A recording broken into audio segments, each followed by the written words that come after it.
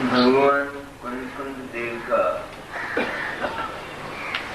समय सार परमानंद इसकी 15वीं गाथा पर हमारी चर्चा है।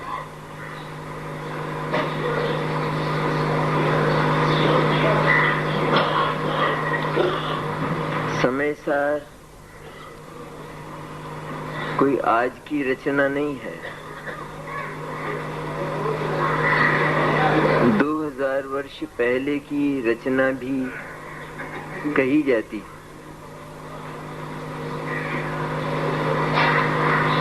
सचमुच तो समय सार अनादि अनंत है। समय सार की रचना भी अनादि अनंत है। अनंत ही तीर्थंकर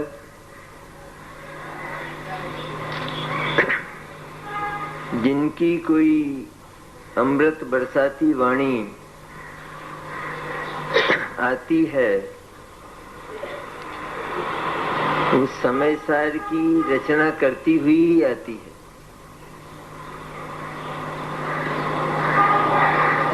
ये तो अवसर की बातें हैं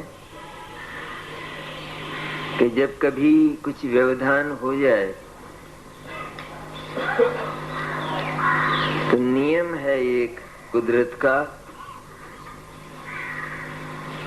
कि कुछ अपूर्व पुरुषों का जन्म होता है और वे हमें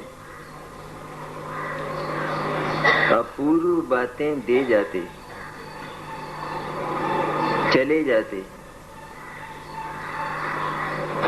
उन्हें तो जल्दी होती है, हम देर करना चाहते। वो कहते हैं, हम जो कहते हैं वो आप बीती कहते। हम अपनी अनुभूति की बात तुमको कहते हैं, तुम आदमी को परखो कि तुमको जो कह रहा है वो आदमी कौन है, कैसा है। ये परखने की ताकत तुम्हारे भीतर होना चाहिए। मेरे पास समय नहीं है, मुझे बहुत जल्दी पहुंचना है, इसलिए विलंब मत करो। मैं जो कहता हूँ उस बात को विचाराधीन अंडर कंसीडरेशन मत रखो। ये जो औषधि है ये तुम्हारे अनादि कष्ट साध्य रोग की एकमात्र औषधि है। इसकी पहली खुराक अभी पी लो। जितने भी संत हुए ज्ञानी, आत्मानुभूति संपन्न चैतन्य में जो अमृत का दय है, आनंद का दय है, उस आनंद के दय में से अनुभूति की चुल्लियों से अमृत पान करते हुए जिनकी वाणी बरसी, वो कोई सामान्य बाजार की वाणी नहीं होती, फुटपाथों की वाणी वो नहीं होती। मन में ये बात धारण करके जिनवाणी सुनना चाहिए, अन्यथा जिनवाणी का अनादर होता है।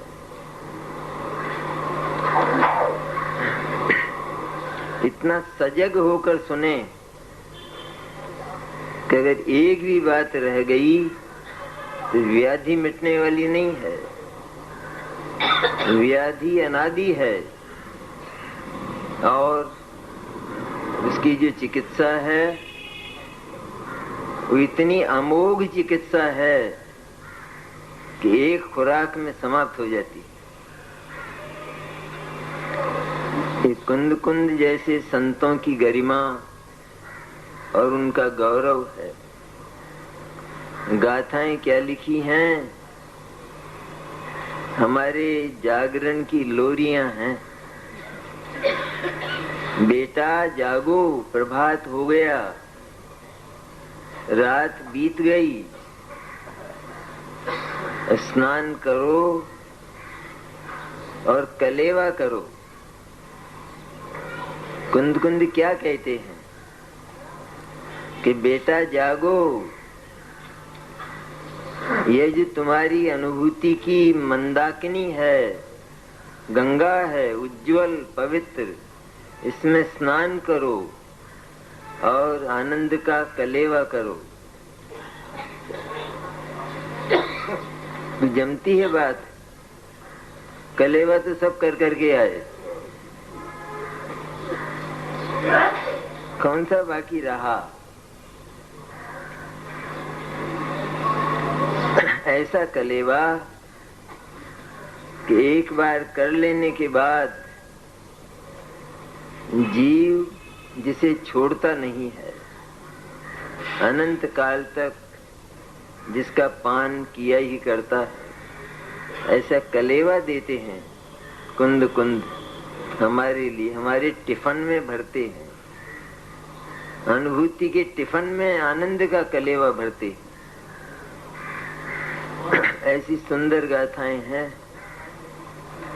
कोई भी बात, एक भी पंक्ति, उसमें व्यर्थता का तो प्रश्न ही नहीं है, लेकिन हर पंक्ति में निधान खुलते हैं। ऐसी अद्भुत रचना वो हमारे हाथ लगी, ये कोई सामान्य भाग्य नहीं है। करोड़ों के नोटों के बंडल होना और उनको देखकर प्रसन्नता होना, ये तो सबको आता है, बिना सिखाए। बिना सिखाए आता है और उछल पड़ता है आदमी, कितनी उपलब्धि मेरे पास है, लेकिन उनमें तो आग लग जाने वाली है निश्चित। और हम जो उन नोटों के बंडलों में मुग्ध हैं, उसमें भी आग लग जाने वाली है। बचना क्या है कि जो असली चिन्मात्र चैतन्य है, सत्ता, वो बच जाने वाली है, बाकी सब में आग लगने वाली है। ये अद्भुत बोल हैं कुंद कुंद की। आत्मा का, चैतन्य का जो शुद्ध स्वरूप है, शुद्ध, एकदम परिशुद्ध। कितना परिशुद्ध कि जिसमें निर्मल पर्याय के मिलने की भी कोई गुंजाइश नहीं, मिलती नहीं है। मिल भी जाती है, जब अभेद होकर परिणमन होता है तो उसको हम मिलना भी कहते हैं। लेकिन द्रव्य पर्याय ये कभी अपने सत को छोड़कर, निरपेक्ष सत द्रव्य और पर्याय का, ये दोनों मिलकर कभी एक नहीं हो जाते। एक हो जाएं या तो द्रव्य का नाश हो जाएगा या पर्याय ध्रुव हो जाएगी, दोनों में से एक बात होगी। ऐसा होने पर भी वो जो चैतन्य है वो तो ज्यों का त्यों है, और उसमें कुछ भी निकालने की और मिलने की गुंजाइश नहीं है। ऐसा कुदरती एक परिपूर्ण तत्व है वो, और अकेले ज्ञान और आनंद का बना हुआ है। जो पुद्गल है वो स्पर्श गंध वर्ण का बना है। क्या दिक्कत है इसमें? अलग अलग उपादान है। ये तो चैतन्य की रचना की उपादान सामग्री अन्य प्रकार की है। जिन उपादानों से मदिरा तैयार होती है, उन उपादानों से बादाम का हलवा तैयार नहीं होता। चैतन्य की जो रचना है वो ज्ञान और आनंद से है। उद्गल की जो रचना है वो स्पर्श रस गंध और वर्ण से है। दोनों न्यारे न्यारे हैं, बिल्कुल अलग अलग हैं। अलग अलग रहें तो जगत में शांति है। एक दूसरे के घर में जाएं तो अशांति है। हम एक दूसरे के घर में जाने को शांति मानते। प्रेम से रहना चाहिए ना। और प्रेम मैंने क्या, एक दूसरे के घर आओ जाओ, प्रेम रखो, स्नेह रखो। ये झगड़े की जड़ है, ये जैन दर्शन की है खोज। वसुधैव कुटुंबकम की बात तो बहुत बढ़िया लगती है। सारी वसुधा, सारा विश्व कुटुंब है मेरा, कितनी मीठी बात, सुनते ही आदमी छक जाता है। वसुधैव कुटुंबकम जैन दर्शन कहता है। सोचो थोड़ा, यह जो एक दूसरे के घर में आवागमन है, अच्छा नहीं है वो। हम तो स्नेह कहते हैं, उसे प्रेम कहते हैं। लोक में तो एक प्रथा हुई ना कि जब संडे आता है, रविवार, तो इसीलिए होता है कि आज हमारा कार्यक्रम इतने लोगों के घर जाना है और हमारे फास्ट है। आज फास्ट एक नए ढंग का फास्ट, एक नए ढंग का व्रत और चला है जिसमें 20 बार खाओ लेकिन फास्ट। तो 20 लोगों के घर जाए मिलने और वहां कहीं चाय पिए, कहीं बिस्कुट खाए, कहीं और करे। दिन भर घर का बच गया और पेट भर गया और फास्ट भी हो गया और लोगों का पूरा समय बर्बाद किया। ये हुआ सबसे बड़ा काम। ये प्रथा, ये आज की एटिकेट, ये आज का फैशन, ये आज का शिष्टाचार कि लोगों का समय बर्बाद करना, व्यर्थ लोगों के घरों पर जाना, गप्पे ठोकना। इनकार करते हैं कुंद कुंद, कुदरत इनकार करती है।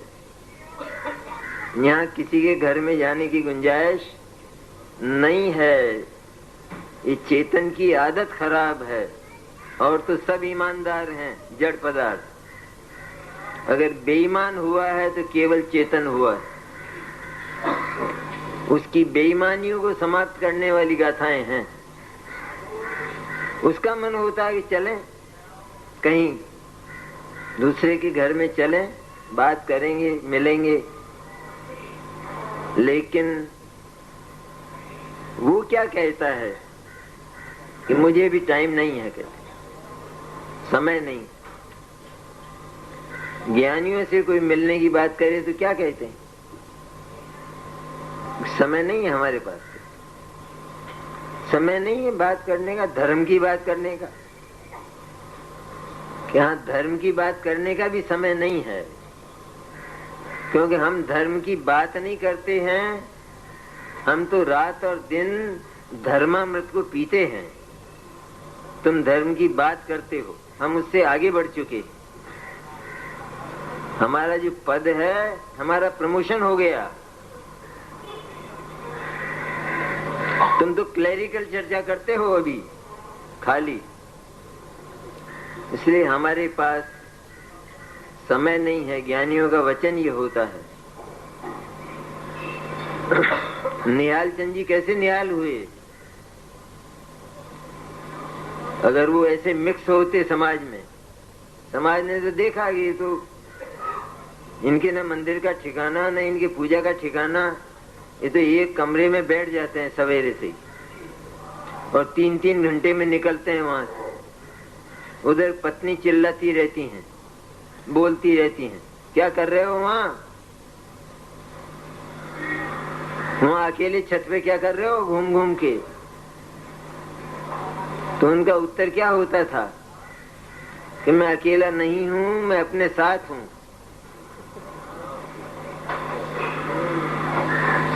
तो मैंने चिंता मत करो, मेरे साथ है कोई ऐसा साथ है कि जो कभी विपत्ति आने ही नहीं देगा। ऐसा मेरा साथ है।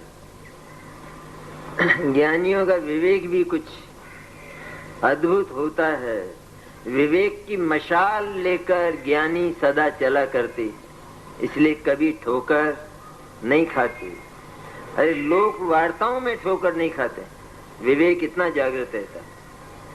लोक वार्ताएं जिनका परिचय ना हो और ना हो तो भी ज्ञानियों के निर्णय इतने सुंदर होते हैं, 1000 वर्ष बाद होने वाली बात को अभी कह देते हैं। शुद्ध ज्ञान में ये परिणाम होंगे इसके। तुम अवधि ज्ञानी तो नहीं हो, मने परिज्ञानी तो नहीं हो, गप्पे लगाते हो, ये गप नहीं है। ये जो शुद्ध ज्ञान है ये केवल ज्ञान जैसा ही काम करता है। एक विद्यार्थी होता है कॉलेज का, बड़ा योग्य विद्यार्थी। चर्चा करेंगे अपन, पहले कुछ बातें कर लें अच्छी। बहुत चतुर, अच्छा पढ़ने वाला, योग्य, कोई कमी नहीं, जिसमें परफेक्ट है एकदम पढ़ने में। अब उन विद्यार्थियों की गोष्ठी होती है, बातें करते हैं तो बात आती है, बोलो भाई फर्स्ट क्लास फर्स्ट कौन आने वाला है? तो सब चुप रहे थे। अब वो विद्यार्थी बोलता है कि मैं आने वाला हूँ। तो कहाँ आने वाला है? अभी तो परीक्षा का तो 1 महीना बाकी है, पेपरों का पता नहीं है, परीक्षा हुई नहीं है। क्या व्यर्थ की बात करता है? कैसे आने वाला है? कि वो जो परीक्षा होगी और उसमें जो परिणाम निकलेगा, वो परिणाम तो केवल मेरी योग्यता को बताने वाला है, मेरी योग्यता नहीं है वो। मेरी योग्यता तो वर्तमान में अभी विद्यमान है, जिसको मैं जानता हूं। इसलिए मैं कहता हूं कि फर्स्ट क्लास फर्स्ट मैं आने वाला हूं, और वही आता है। कहां से बोला वो? आगे को देखकर बोला या अपनी वर्तमान योग्यता को देखकर बोला है? अपनी जो क्वालिफिकेशन है वर्तमान की, उसको देखकर बोलता है। सत्य है वो बात। इसी तरह ज्ञानी से पूछो, कब जाओगे मोक्ष? कब होगा तुम्हारा मोक्ष? कि अब भी होने वाला है थोड़े समय बाद? कैसे जाना? अभी तो इतनी उम्र बाकी है और आगे के भव का ठिकाना नहीं है। ये बहकी बातें मेरे सामने मत करो। अब भी होने वाला, वो आ रहा है। तुमको नहीं दिखता, मेरे को दिखता, वो आ रहा है मोक्ष। वो मोक्ष मेरे को छूने आ रहा है, प्रणाम करने आ रहा है। ये ज्ञानियों का हृदय होता है। अलौकिक है ना बातें सुनने में। इसी स्वर में बात करते हैं आचार्य। जो चैतन्य है वो अकृत्रिम और कृतकृत्य तत्व है, संपूर्ण तत्व। उसमें किसी के मिलने की गुंजाइश नहीं है। समय सार का तो प्रारंभ भी इस तरह से हुआ, छठी गाथा का, कि आत्मा प्रमत्त और अप्रमत्त नहीं है। गाथा तो अपनी 15 है, बात छठी गाथा की करता हूं। चैतन्य को शुद्ध रखना है ना, ज्ञान को, कि आत्मा प्रमत्त और अप्रमत्त नहीं है, और इसलिए वो शुद्ध है। भाषा है ना, गाथा की है ये तो।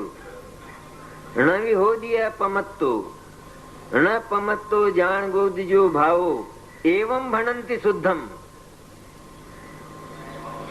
वो प्रमत्त और अप्रमत्त नहीं है। प्रमत्त और अप्रमत्त दशाएं, मैंने विकारी दशाएं, स्वरूप से असावधानी की दशा और स्वरूप में सावधानी की दशा, वो आत्मा में नहीं है। आत्मा कभी प्रमत्त नहीं होता, अप्रमत्त नहीं होता।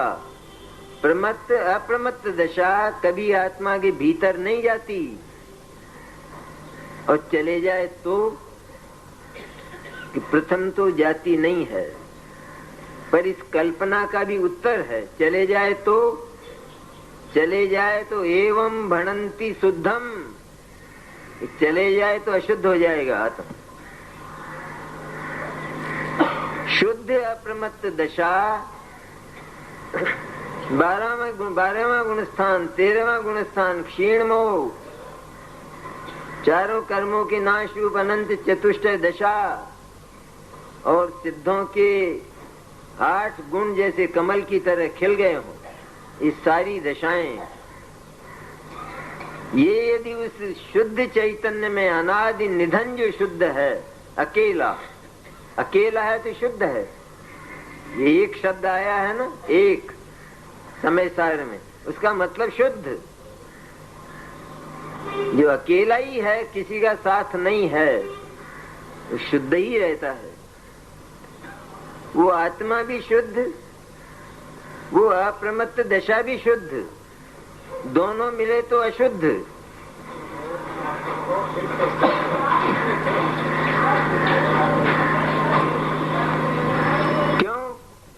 क्या है कारण इसका? ये कुंद कुंद कहते हैं, और क्या है कारण?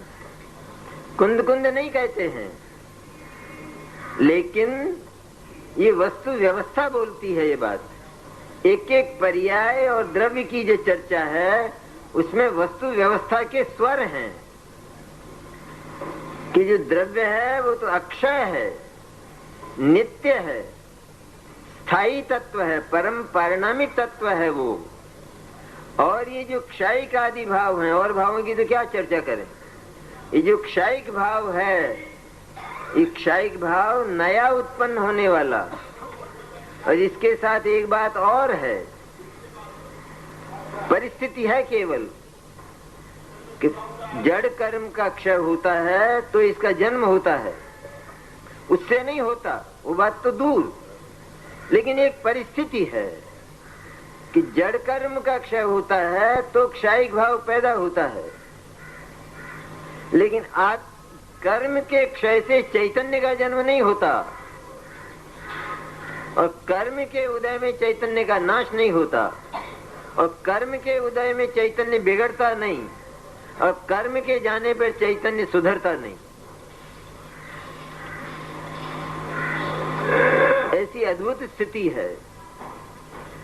तो यह जो उसकी स्वयं सिद्ध, स्वयं भू शुद्धता है, और ये जो आई हुई शुद्धता है नई पैदा होने वाली, तो ये दोनों मिले, इसका अर्थ क्या हुआ कि दोनों परस्पर विरुद्ध स्वभाव वाले धर्म हैं।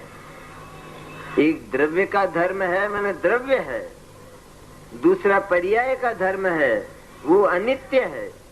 नित्य और अनित्य यदि ये दोनों मिलेंगे तो अशुद्ध हो जाएगा। तब जड़ और चेतन को रोकना जैन दर्शन के लिए मुश्किल हो जाएगा, असंभव हो जाएगा। दो विरुद्ध भाव मिलाए ना, अन्य जो अन्य है, जो अन्य दर्शन है, वे जब इस बात को सुनेंगे कि तुमने अनित्य और नित्य को मिलाया, कि हाँ मिलाया तो सही, तो फिर जड़ और चेतन क्यों नहीं मिलेंगे? बोलो क्या उत्तर है तुम्हारे पास इसका? वो भी विरुद्ध है, भिन्न है, वे ये भी भिन्न है। तुम रोक नहीं सकते जड़ और चेतन की एकता। इसलिए दो शुद्ध मिले और अशुद्धता पैदा हुई। अब यदि अनुभव किया जाएगा, प्रमत्त दशा तो दूर, पर अप्रमत्त दशा को भी आत्मा के साथ मिलाकर अनुभव किया जाएगा, तो शुद्ध आत्मा का अनुभव नहीं होगा, क्योंकि अप्रमत्त दशा वो उस शुद्ध चैतन्य का हिस्सा नहीं है, उसका अवयव नहीं है।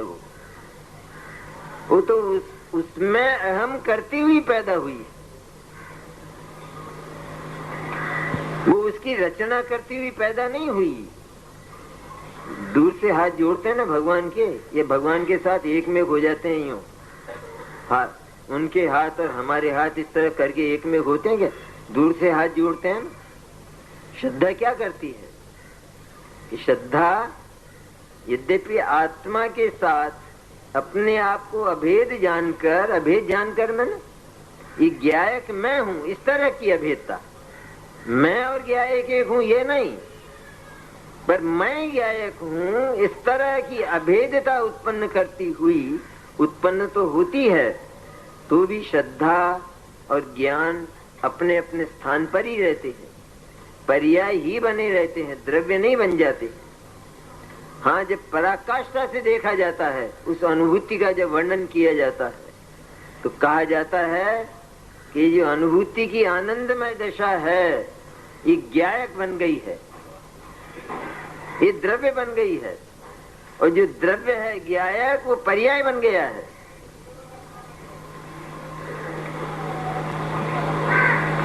ऐसा ही होता है मैंने, ऐसा ही है वस्तु व्यवस्था में। जो अनुभूति की दशा है वो अपने आप को ज्ञायक अनुभव करती हुई उत्पन्न होती है। मैं ज्ञायक हूँ, ज्ञायक का अनुभव करती हूँ सो नहीं, ये दूरी नहीं।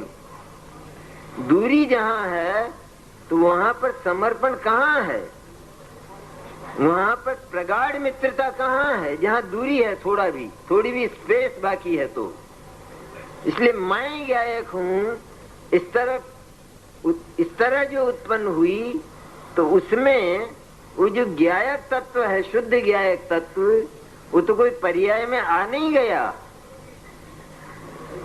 लेकिन ये पर्याय स्वयं उस ज्ञायक की ओर दिशा करती हुई, दिशा ही कहते हैं उसे समझने के लिए। सच्चाई तो यह है कि ज्ञायक अपने स्थान पर विद्यमान है, और ज्ञान ने इस बात को निर्णायक स्थिति पर पहुंचाया कि मैं एकमात्र शुद्ध चैतन्य चिन्मात्र ज्ञायक ही हूँ। इतना ज्ञान ने काम किया। तब श्रद्धा ने क्या किया कि श्रद्धा ने वो जैसा ज्ञायक का स्वरूप निश्चित किया, ज्ञान ने ठीक वैसा का वैसा उस ज्ञायक का अहम अपने भीतर उत्पन्न किया, द्रव्य से निरपेक्ष। द्रव्य का सहारा लेकर नहीं, कहते हैं तो द्रव्य का सहारा, द्रव्य का आश्रय कहते हैं। उसका अर्थ केवल एक है, पहले ये श्रद्धा जगत की ओर झांकती थी, राग की ओर झांकती थी, उस राग में अपनत्व करती थी, उसको अहम करती थी, और अब ये श्रद्धा ज्ञायक की ओर झांकने लगी, उसमें अहम करने लगी। इस अपेक्षा से कहते हैं आश्रय। आश्रय नहीं है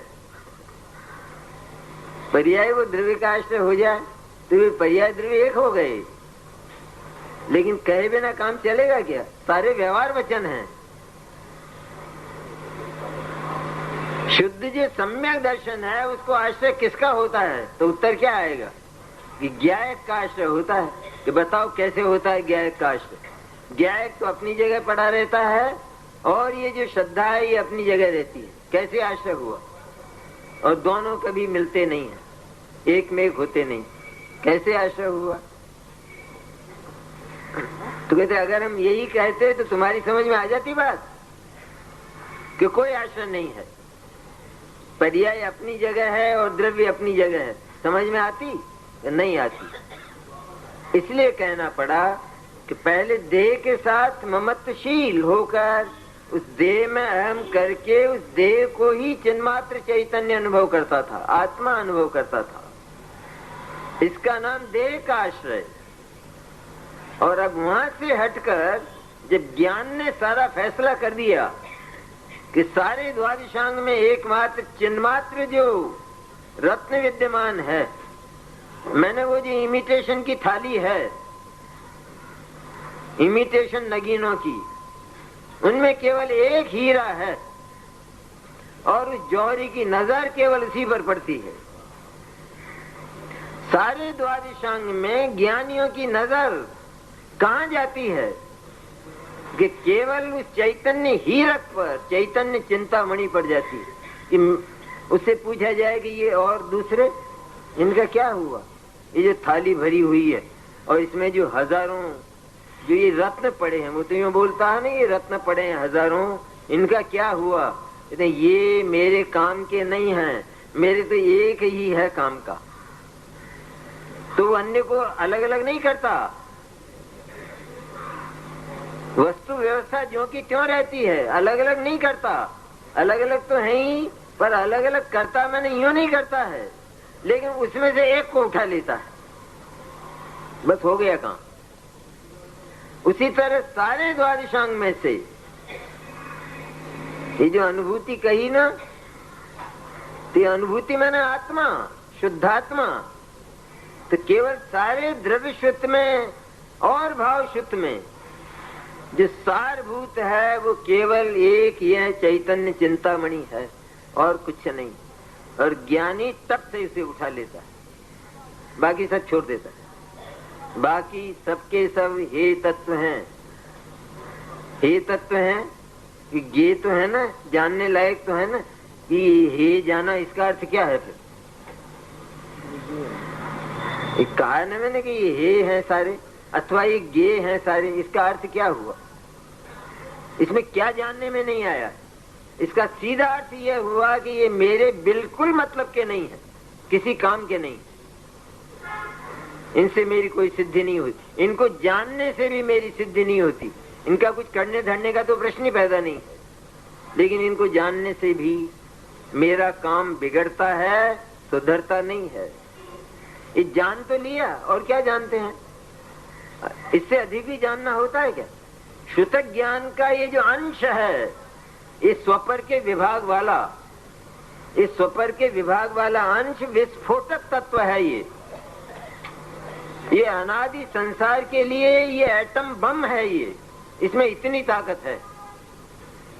पसारा हो ज्ञान का द्वादशांग रूप, तो पसारा उसमें इतनी ताकत नहीं, लेकिन उसमें जो इतना सा ज्ञान है ये स्व और पर के विभाग वाला, कर्णान योग में इतनी प्रकृतियों का बंध और इतनी प्रकृतियों का क्षय और इतना उपशम, ये तो सब है कहते हैं,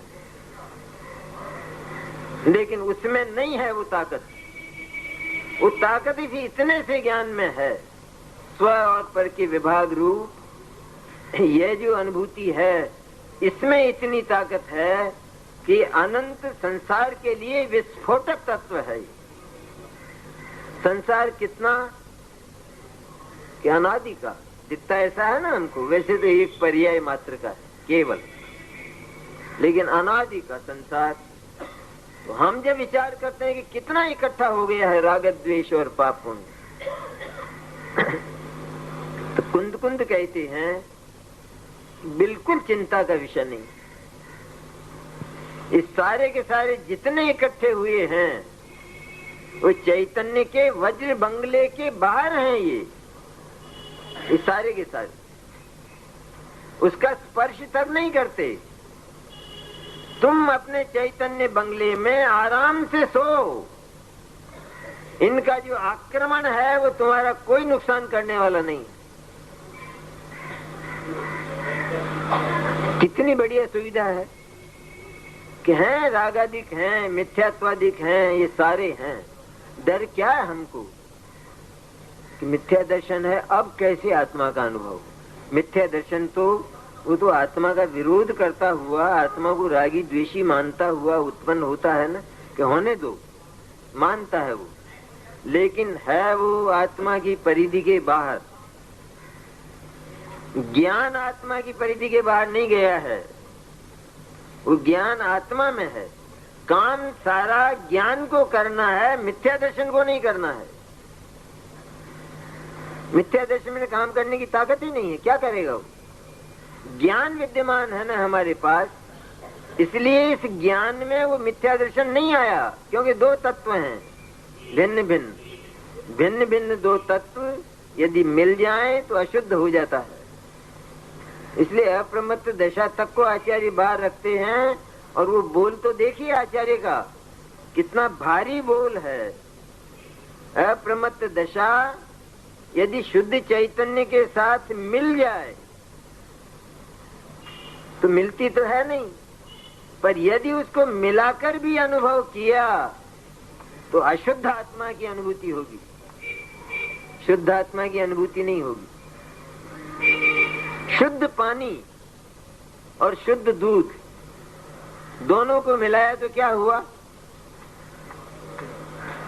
क्या विचित्र बात कि पानी भी अशुद्ध और दूध भी अशुद्ध। और पानी पानी है और दूध दूध है, ये शुद्धता कभी जाने वाली नहीं है। लेकिन ये दोनों शुद्ध थे बिल्कुल, तो इन दोनों को मिलाया तो अशुद्धता कहां से पैदा हुई?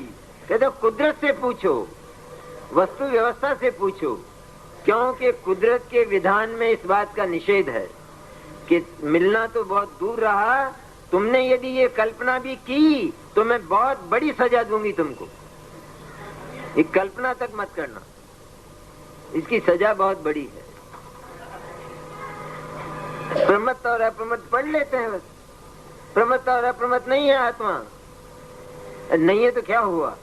अप्रमत्त दशा तो सिद्ध दशा है, उसको आत्मा में मिलाने पर क्या दिक्कत होती है? ये दिक्कत ये होती है कि परस्पर विरुद्ध है ये भाव। द्रव्य और पर्याय विरुद्ध धर्मा है, लड़ते नहीं, आपस में झगड़ते नहीं है, लेकिन विरुद्ध धर्मा है। एक अनित्य है और दूसरा नित्य है, दोनों कभी एक में एक नहीं हो सकते। चक्की के दो पार्ट हैं, एक चलता है, एक पड़ा रहता है, ध्रुव रहता है। एक में एक हो जाते हैं? नहीं होते। बिल्कुल न्यारे न्यारे हो जाते हैं? नहीं होते। तो कैसे होते हैं फिर? न कभी बिल्कुल एक में एक होते हैं, न कभी बिल्कुल न्यारे न्यारे होते हैं। ऐसी जो परिस्थिति, ऐसी जो वस्तु व्यवस्था है, उसका नाम चक्की है। इसी तरह द्रव्य और पर्याय दो द्रव्यों की तरह न्यारे न्यारे नहीं होते, और दोनों मिलकर एक पदार्थ नहीं बन जाते।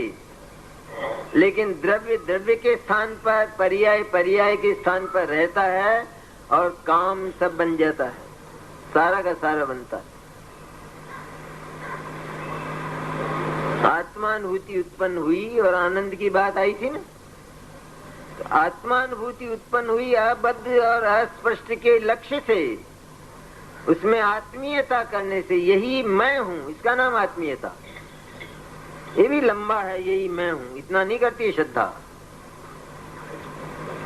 तो ज्ञान ने जो चिन्मात्र स्थापित कर दिया, उसे चिन्मात्र है, केवल चेतना ही चेतना, ज्ञान दर्शन आनंद, बस इतना ही इतना है। ऐसा जो ज्ञान ने निश्चय किया, बस श्रद्धा पसर गई जाके वहां जाकर।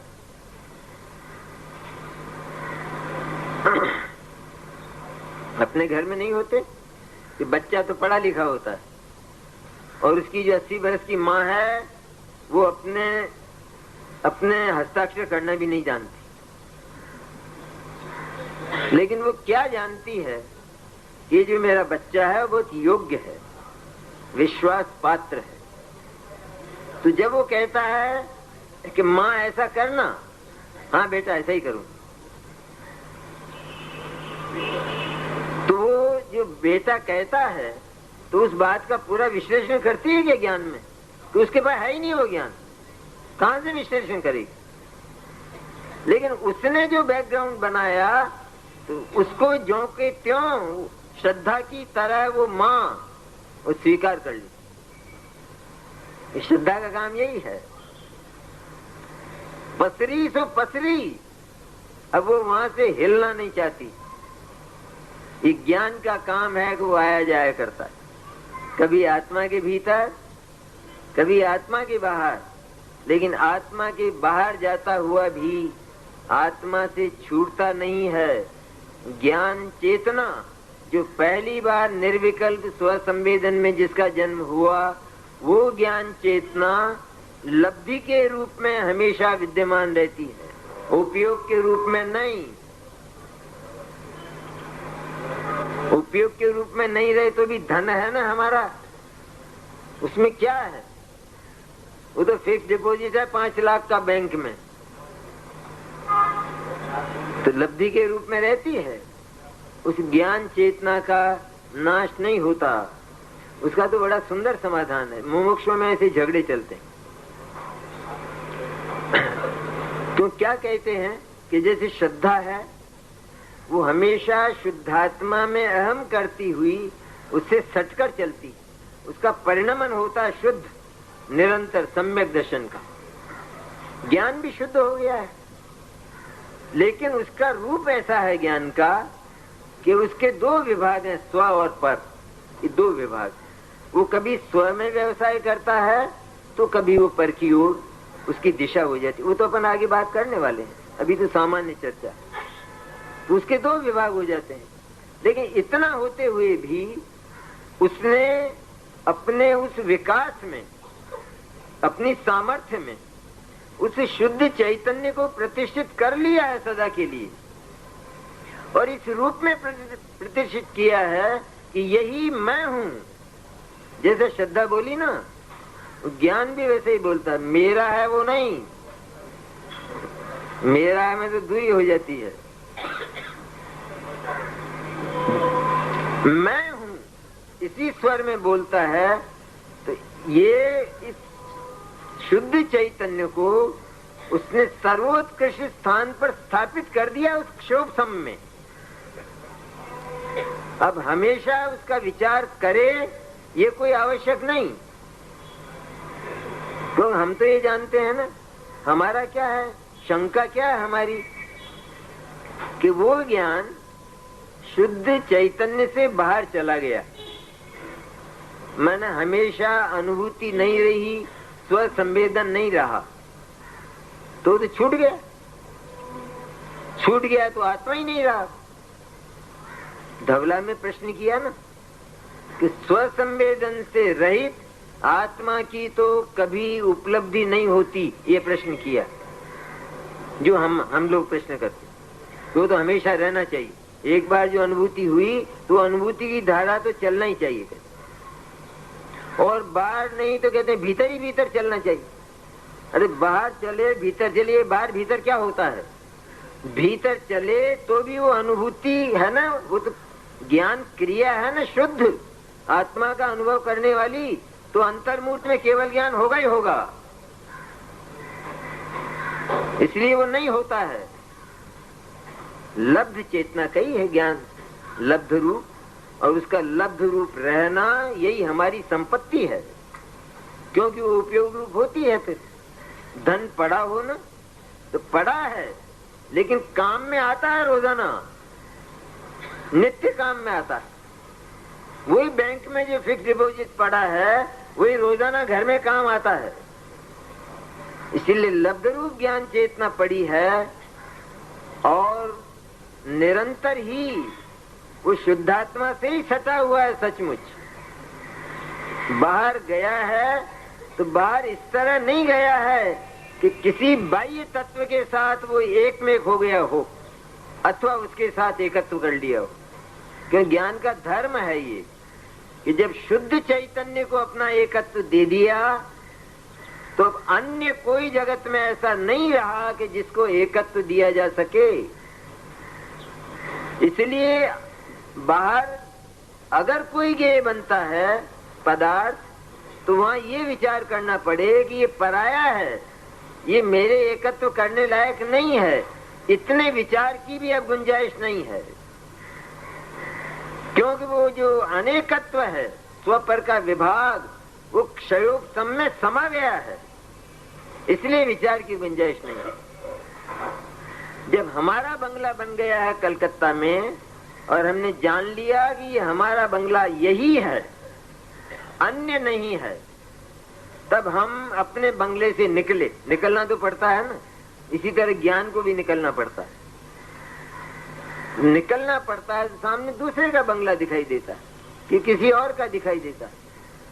तो देखते ही क्या हम ये सोचने लगते हैं कि देखो पहले ये सोचो थोड़ा, ये बंगला अपना नहीं, तब होगा ये कि अपन ने अपना नहीं माना। अगर ऐसा बोलेंगे ही नहीं तो माना कैसे? इसे पहले बोलो ये सामने वाला बंगला अपना नहीं है, ये पराये का है, दूसरे का है। दूसरे में भी फिर ये जाएगा, पराये का तो है लेकिन किसका है, फिर ये झंझट में पड़ेगा पूरा। और इतनी देर में तो गिरफ्तार कर लिया जाएगा कि तुम कर क्या रहे हो, ये मेरे मकान के सामने खड़े क्यों हो, आखिर ये बताओ पहले। अरे साहब मैं तो ये सोच रहा, मैं तो बहुत बढ़िया बात सोच रहा हूँ, आपके बंगले के लिए कह रहा हूँ, मेरा नहीं है, बिल्कुल नहीं है, कि कुछ नहीं है, तुम उचक्के हो एकदम, क्यों खड़े हो मेरे मकान के सामने? ये किसी भले आदमी का काम नहीं है। जो मेरा नहीं है वो पास ऑन कर देने लायक होता है। चलते बनो, खड़े मत रहो। जो अपना है वह अनंत काल तक खड़े रहो, कोई आपत्ति करने वाला नहीं है। चैतन्य के सामने खड़े रहो। सिद्ध भगवान निरंतर झांका ही करते हैं, देखा ही करते हैं, मन नहीं भरता, केवल ज्ञान भरता नहीं। इतना रमणीय है ना तत्व, इतना रमणीय है, कश्मीर का वो क्या करेगा, वो स्वर्ग। इतना रमणीय तत्व चैतन्य है। वाणी संतों की है ना, और कैसे संत हैं जो हमसे कुछ चाहते नहीं, एक ग्रास नहीं चाहते। हम शायद ये सोचते हो यार के लिए खड़े रहते हैं, हम नहीं हो तो पेट कैसे भरे मुनिराज का। तो मुनिराज से तो पूछो, हमको नहीं चाहिए कहते हैं, हमको नहीं चाहिए तो भी तुम झक मार कर खड़े रहते हो, और खड़ा रहना पड़ेगा तुमको अगर तुम हम जैसे बनना चाहते हो। और हमारे साथ अगर मोक्ष चलना चाहते हो तो झक मार के खड़े रहना पड़ेगा, और झक मार के खड़े रहते हैं। लेकिन वे नहीं चाहते, आश्रित नहीं है बिल्कुल। इस तरह के मुनिराजों की, दिगंबर संतों की शार्दूल, शार्दूल क्या करेगा उनके सामने? अष्टापद वो क्या करेगा? जंगल के अष्टापद तो मुनिराज हैं कि जिनको अष्टापद भी नहीं खा सकता। दुनिया देखती है कि मुनिराज को ये अष्टापद खा रहा है। मुनिराज का तो उत्तर होता है कि तुम्हें अभी दिखाई दे नहीं रहा है, ये जिसको खा रहा है उससे मेरी बस्ती बहुत दूर है, और उसमें इसका प्रवेश है ही नहीं, वहां ही पहुंचता ही नहीं। ये जो अनुभूति है, बाहर से दिखाई देने वाला कष्ट अज्ञानियों को, अज्ञानी मुनिराज को कष्टमय ही मानते हैं। कितना दुख झेलते हैं, कितने उपसर्ग झेलते हैं, कितनी तकलीफ पाते होंगे सर्दी के दिनों में, इस तरह देखता है मुनिराज को। पर ये तो सब हमारा स्टेटमेंट है ना, सारा का सारा। उनसे तो पूछो उनके साथ क्या बीत रही है। वे कहते हैं हमें तो कोई तकलीफ ही नहीं, हमें तो बिल्कुल तकलीफ। अरे तकलीफ दूर रहो, हम तो अमृत पी रहे हैं, सुधा पिबंती, अमृत पान करते हैं प्रति समय, सम्यक दृष्टि लोग हर समय। हम तो अमृत पी रहे हैं। कैसे पी रहे हो? कि ये जो हो रहा है, जिसमें हो रहा है, हम उससे बहुत दूर रहते हैं, बहुत दूर है हमारी बस्ती, और वो बस्ती इतनी सुरक्षित है कि उसमें एक अणुमात्र का भी प्रवेश नहीं होता है, तो हम तो निश्चिंत रहते। वरदान है तो कुदरत का हमको। ये जो हम देखते हैं ना कि किसी का कूलर चलता है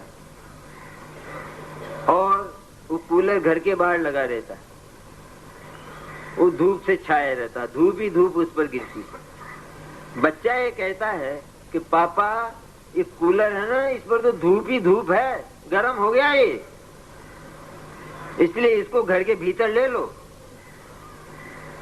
तो पापा तो हंसता है, ये जो धूप है ये कूलर के ऊपर ही ऊपर है, भीतर से तो कूलर ही है, ठंडा ही है वो,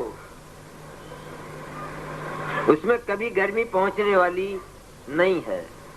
इसी तरह सारे जिसको दुनिया दुख की संज्ञा देती है, ये दुख मनोकल्पना है, विश्व में कहीं नहीं है, न आत्मा में है और न आत्मा से बाहर के पदार्थों में।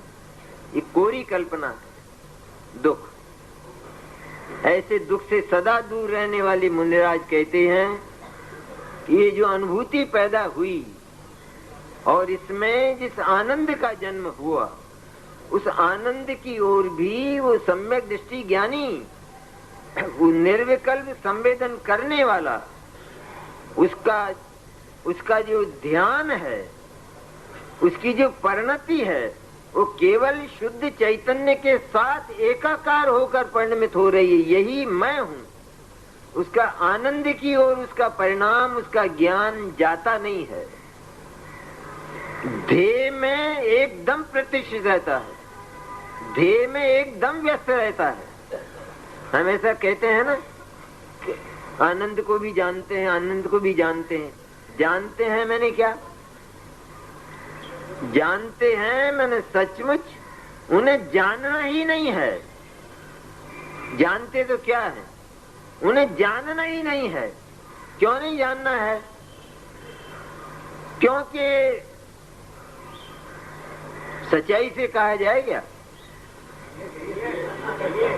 कि सच्चाई से कहा जाए तो उन्होंने जिस तत्व का अवलंबन लिया है और जिसमें स्थापित किया है कि ये मैं हूँ, उस तत्व को, उस चैतन्य को, उस आनंद की आवश्यकता नहीं है।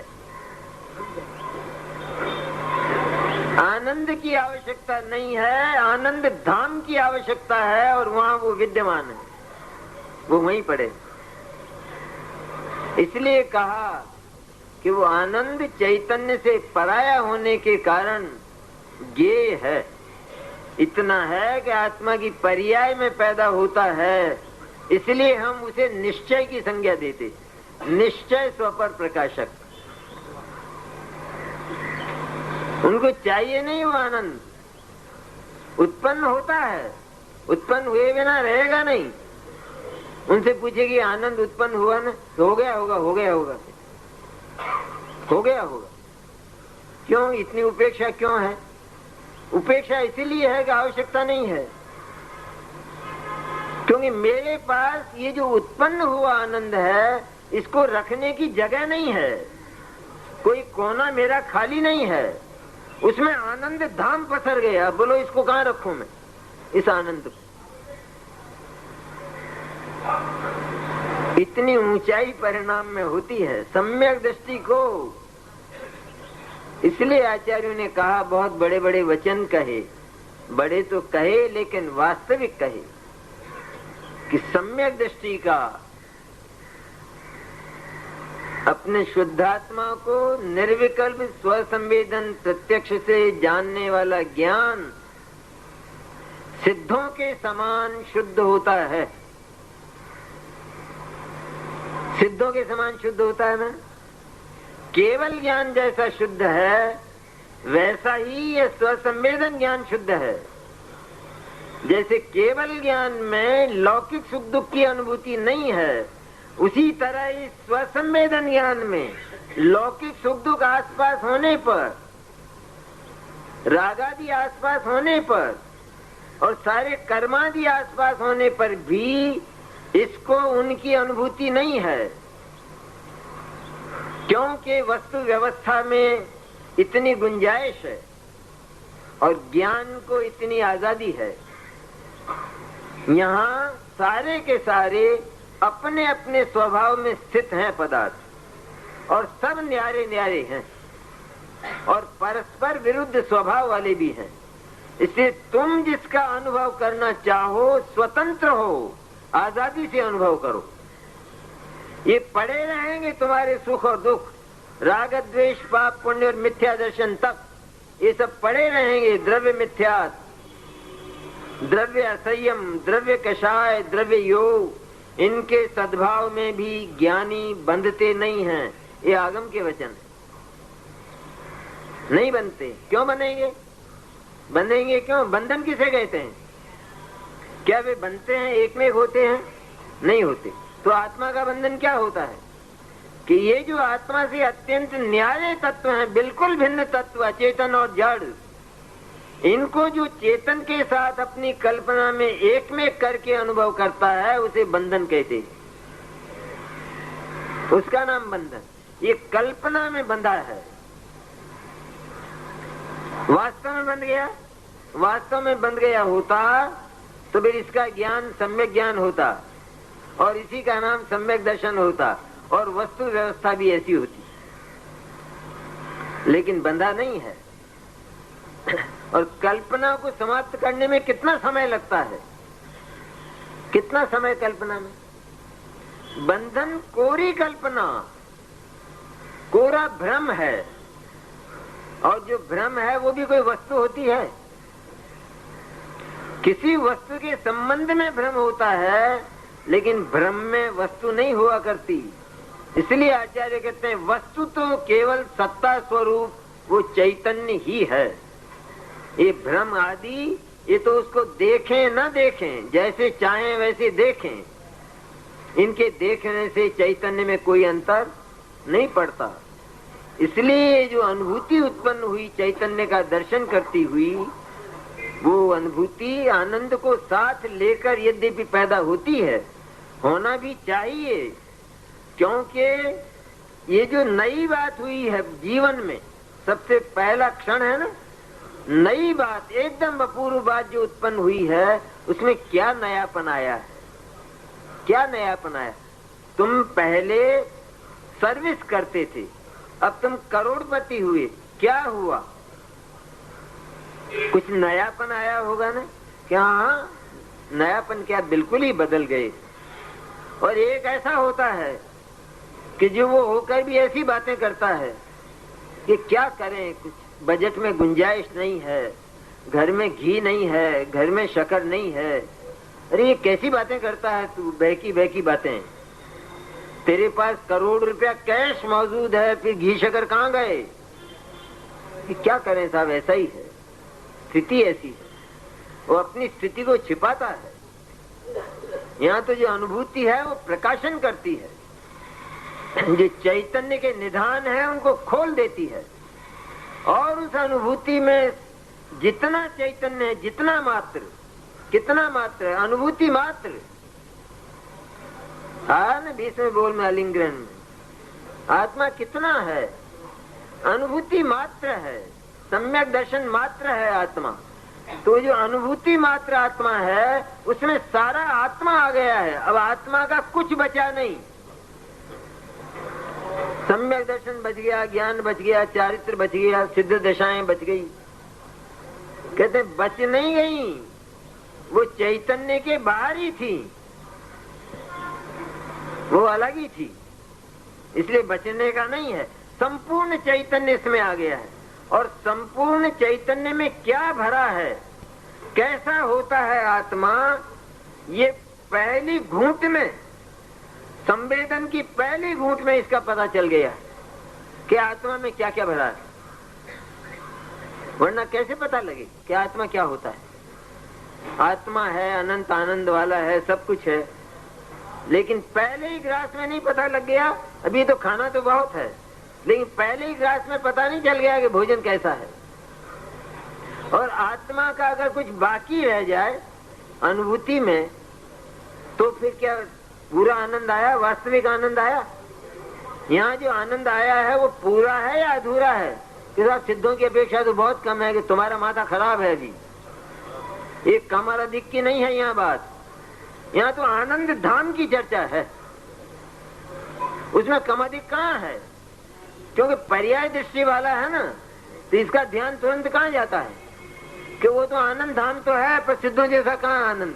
अरे पर उसकी जरूरत कहाँ है? उसको आवश्यकता ही नहीं है उसकी, उसमें तो सदा से ही पड़ा है। इसलिए आनंद स्वरूप ये जो अनुभूति है, इसमें चैतन्य के सारे निधान खुल जाते हैं। और वो चैतन्य का सारा संपूर्ण निचोड़ वो उस अनुभूति में आता है। और उस समय जो आनंद प्रकट होता है, वो आनंद सचमुच उस सारे चैतन्य का सार है। उससे पता चलता है कि इस आत्मा में क्या है, क्या क्या है। और स्वाद में नहीं आवे तो कैसे पता लगे? इसलिए उस ज्ञानी का, उस योगी का मन वो कोई आनंद की ओर जाने का नहीं, आनंद को ध्येय बनाने का तो प्रश्न नहीं है, पर आनंद को जानने का भी मन नहीं है। अरे जो आनंद धाम दिखाई दे रहा है, तो इस क्षणिक आनंद को क्या देखूं, क्या करना है इसे देखकर? तो आनंद को देखने का मन न होने पर भी वह आनंद जानने में आ जाता है, क्योंकि ज्ञान की सामर्थ्य ऐसी है। ऐसी मन स्थिति, ज्ञानी का मन तो देखें कितना जबरदस्त, समर्पण कितना है। और त्याग किसे कहते हैं? त्याग कि जिसे राग द्वेष पाप पुण्य और जगत के पदार्थ कहते हैं ये तो त्यक्त ही हैं, इनका तो त्याग ही कर दिया है। लेकिन जिसने मोक्ष का भी त्याग कर दिया है वो ज्ञानी कैसा होगा? कि मैं क्या करूंगा मोक्ष, मेरे तो जो यहाँ है वही वहां है, उसमें कोई अंतर पड़ने वाला ही नहीं है। मोक्ष में कोई नया काम होने वाला नहीं है। जो यहाँ हो रहा है वही वहां हो रहा है। मोक्ष केवल ट्रांसफर है, कोई नई उपलब्धि नहीं है। इतना जाने तो चैतन्य पर समर्पण होता है। और मन में ये कोने बाकी रहे थोड़े बहुत, है तो सही, आनंद अभी कम है, मोक्ष में तो बहुत होता है, चैतन्य तो पूरा ही है। ये जो विकल्प जाल है ये खा जाता है। कहते आनंद कम है, अभी रागादिक हैं, तो क्या कहते हैं उसके लिए आचार्य पद्म प्रमलधारी देव क्या कहते हैं नियम सार में कि शुद्ध और अशुद्ध की जो विकल्पना वो निरंतर मिथ्या दृष्टियों को होती है। शुद्ध और अशुद्ध की जो विकल्पना वो निरंतर मिथ्या दृष्टियों को होती है। सम्यक दृष्टि जीव का तो कारण परमात्मा और कार्य परमात्मा दोनों शुद्ध हैं। कार्य परमात्मा किसका? सम्यक दृष्टि। आगम की भाषा में कहें तो अविरत सम्यक दृष्टि, चौथे गुण स्थान वाला, जिसको चारित्र नहीं माना जाता। चारित्र है पर इतना कम है कि वो माना नहीं जाता, कहा नहीं जाता। ऐसा जो सम्यक दृष्टि है उसका हृदय देखो, उसकी बात आचार्य करते हैं कि उसका तो कारण परमात्मा और कार्य परमात्मा ये दोनों शुद्ध हैं। एक बात तो समझ में आती है साहब, कारण परमात्मा की तो, पर कार्य परमात्मा की कैसे समझ में आवे? सिद्ध हो गया क्या वो? कि उसकी अनुभूति तो देखो, उसकी अनुभूति में क्या है? उसकी अनुभूति में यह है कि अभी मुझे केवल सम्यक दर्शन है और अभी इतना रास्ता और बाकी है। उसकी अनुभूति में यह है, या जो कार्य परमात्मा की तरह सदैव शुद्ध कारण परमात्मा पड़ा है उसकी जिसे अनुभूति हो रही है, तो वो जो अनुभूति है वो अनुभूति साक्षात सिद्ध दशा है, उसका नाम कार्य परमात्मा है। क्योंकि सिद्ध इसके अलावा और कुछ करते नहीं है, दूसरा कोई काम नहीं करते, इसलिए दोनों शुद्ध हैं। ऐसा आगम के अतुल अर्थ के सारा सार के विचार वाली सुंदर बुद्धि से जो सम्यक दृष्टि जानते हैं उन्हें हम वंदन करते हैं। ये आचार्य पद्म प्रमलधारी देव कहते। किनको? अप्रमत्त गुण स्थानवर्ती आचार्य कहते हैं अविरत सम्यक दृष्टि के लिए, उस सातवें नरक के नारकी के लिए हम उन्हें वंदन करते हैं। अब इस वंदन को देखकर लोगों ने पूजा ही शुरू कर दी अविरत सम्यक दृष्टियों।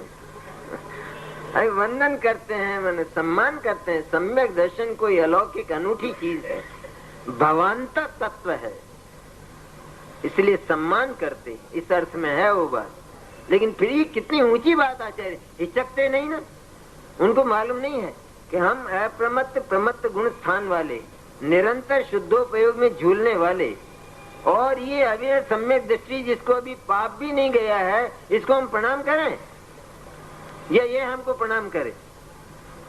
आया ये भाव? अरे रे, इसमें और सिद्धों में क्या अंतर है? कोई अंतर नहीं है। इसलिए हम इसका सम्मान करते हैं, वंदन करते हैं। ऐसी अद्भुत बातें हैं। मैंने समय पूरा ही लिया है, वैसे 15 मिनट देर हुई थी तो वो क्षमा चाहता हूँ।